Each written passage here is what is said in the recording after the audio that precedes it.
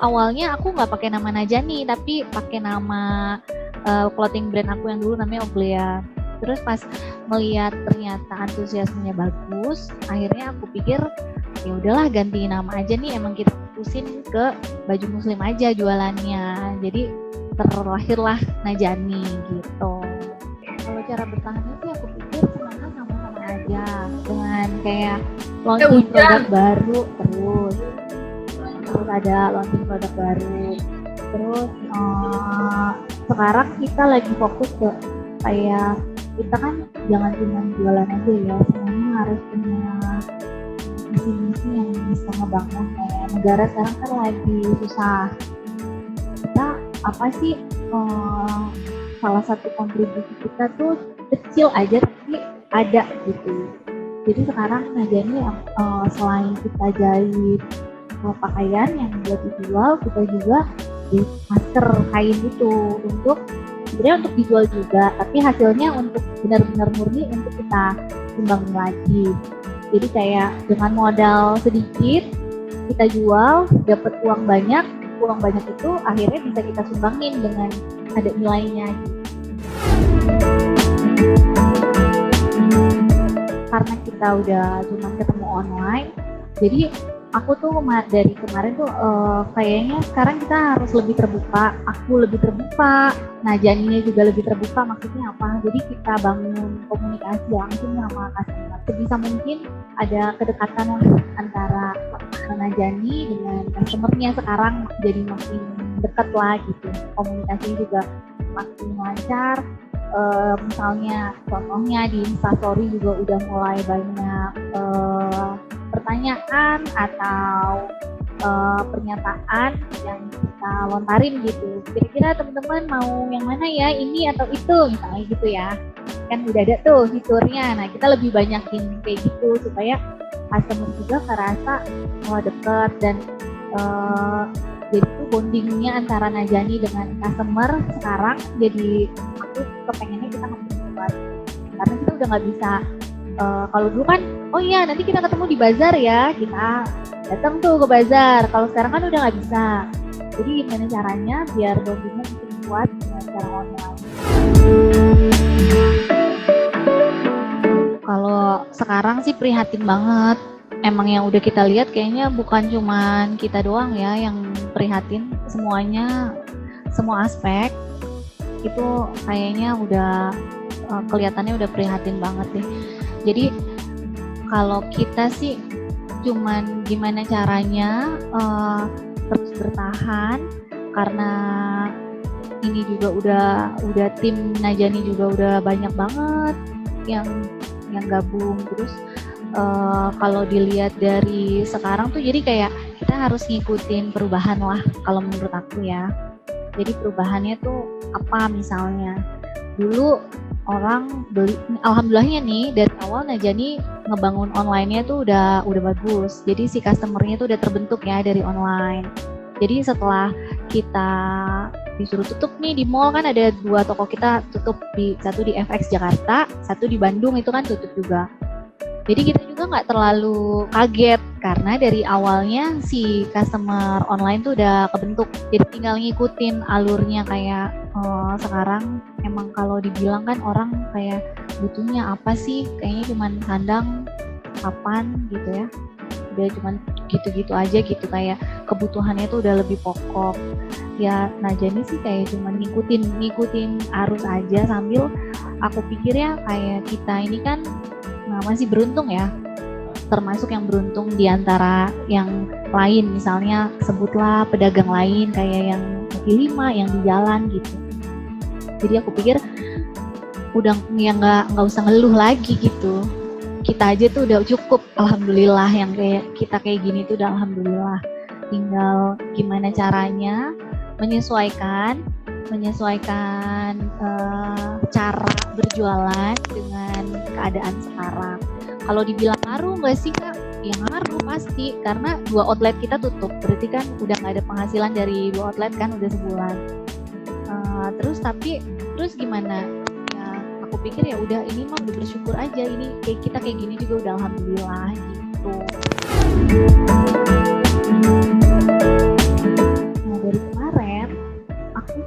kantoran gitu. Jadi pas kita pertama work from home kan tuh di Jakarta udah semua banyak yang di rumah, jadi banyak yang di rumah. Yes, benar. Ternyata penjualannya malah meningkat.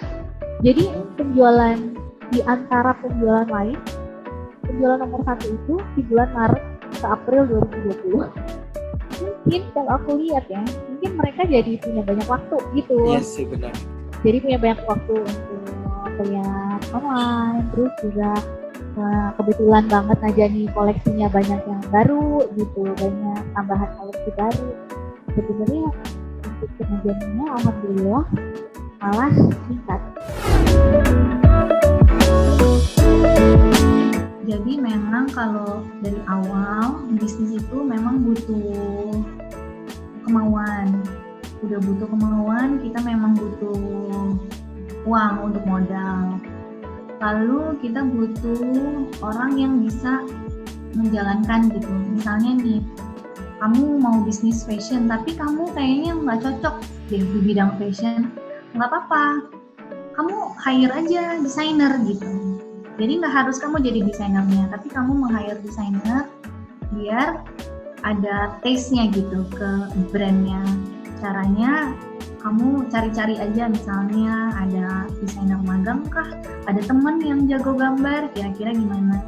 Jadi untuk jadi pebisnis fashion itu nggak harus desainer. Kita bisnisnya aja nggak apa-apa, orang lain yang ngejalanin gitu. Yang penting kita tahu, ngerti pasar maunya apa, kondisinya kayak gimana, apa yang menjadi pembeda dengan brand lain. Karena kalau kita cuma jadi followers, aku rasa akan susah ya naiknya ya. Jadi apa yang menjadi pembeda, pasar maunya apa, dengan range harga. Range harga ini penting banget karena kamu mau masukin si produk tuh ke yang mana gitu. Misalnya kita ambil bisa di searching dulu, misalnya kalau di Indonesia kebanyakan range harga orang berapa ya kemampuannya. Nah ini sih penting juga. Itu sih kalau dari aku. Jadi kalau mau jadi pebisnis baju gitu, fashion, nggak harus jadi desainer, kamu hire aja gitu. Cuman kamu harus punya taste-nya untuk mencari celah kayak apa ya yang akan laku. Program kita untuk yang sekarang, untuk hasil penjualan masker ini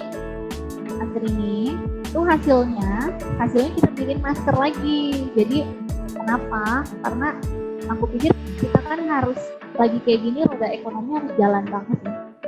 Gimana sih caranya gitu bikin, kayak misalnya Cynthia bisa kok bikin risoles, tapi Cynthia punya uang, mendingan Cynthia beli aja risoles ke orang lain, biar jadi ada orang yang bisa dapat manfaatnya dari uang yang Cynthia kasih gitu. Aku pikir kan juga kayak gitu ya, biar roda ekonomi kita jalan. Banyak orang-orang di pinggir jalan tuh kan sekarang udah banyak pedagang masker. Kasian banget gitu melihatnya, siang-siang panas, dia cuma pakai payung doang, pakai motor gitu biasanya. Ya benar-benar. Jadi aku pikir kita jual masker ini dengan modal yang seminimalis mungkin, jualnya juga menurut aku kan mahal karena ini juga untuk kembang lagi. Hasilnya aku bikin masker lagi ke pedagang-pedagang itu tuh, biar mereka juga bisa dapat rezeki ya dari jualan itu. Nah nanti si masker yang udah kita beli itu kita distribusiin ke daerah-daerah yang emang butuh masker kain. Karena kalau aku dengar ya dari banyak orang kayak dari daerah-daerah gitu ya, mereka tuh merasa masker kain itu nggak berguna. Jadi daripada uang 5.000 buat beli masker kain, dan juga buat beli mie gitu, kan mereka dapat 2 buat 3 gitu untuk makan. Padahal kan sekarang masker kain itu tuh gunanya tuh banyak banget. Jadi itu nyasar yang kayak gitu.